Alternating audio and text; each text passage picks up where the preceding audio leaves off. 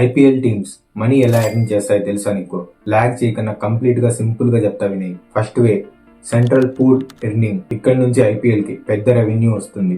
దీంట్లో first TV broadcasting rights, అంటే మన టీవీలో వచ్చే ఐపీఎల్ 2023 నుంచి 2027 వరకు ఈ రైట్స్ ని స్టార్ స్పోర్ట్స్ దక్కించుకుంది. నెక్స్ట్ డిజిటల్ రైట్స్, ఇది నీకు తెలుసు, సేమ్ 2023 నుంచి 2027 వరకు జియో హాట్స్టార్ దక్కించుకుంది. నెక్స్ట్ ఈ సెంట్రల్ పూల్ అర్నింగ్ లోనే main league or title sponsors. నువ్వు వినేంటావు, జనరల్ గా ఐపీఎల్ అని చెప్పకన్నా డిఎల్ఎఫ్ ఐపీఎల్ అండ్ ఇప్పుడైతే టాటా ఐపీఎల్ అని చెప్తారు.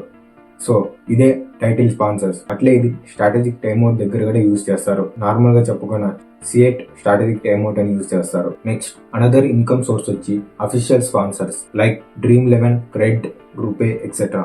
వీళ్ళు ఐపీఎల్ మ్యాచ్ స్టేడియం లో ads and logos and boundary lines దగ్గర ఉండే లోగోస్ అండ్ స్టేడియం యొక్క మిగతా ప్లేసెస్ లో కూడా వీళ్ళ లోగోస్ కనపడితే అది అఫీషియల్ స్పాన్సర్స్ అని అర్థం. సో ఇప్పుడు చెప్పిన ఈ మొత్తం సెంట్రల్ పూల్ అర్నింగ్ లో 50% బీసీసీఐ తీసుకుంటే 50% అన్ని టీమ్స్ కి ఈక్వల్ గా షేర్ చేస్తుంది. Next individual team sponsors. Example గా నువ్వు ధోని వేసుకున్న ఈ టీ షర్ట్ అండ్ క్యాప్ చూసినావంటే మొత్తం బ్రాండ్ లోగోస్ అనేది ఉంటాయి అండ్ ప్లేయర్స్ బ్యాట్స్ కి అండ్ హెల్మెట్స్ కూడా ఇలానే ఉంటాయి. ఇదే టీమ్ స్పాన్సర్స్, అంటే ఇండివిజువల్ టీమ్ స్పాన్సర్. ఇది దీంట్లో బీసీసీఐకి దీంతో సంబంధం లేదు.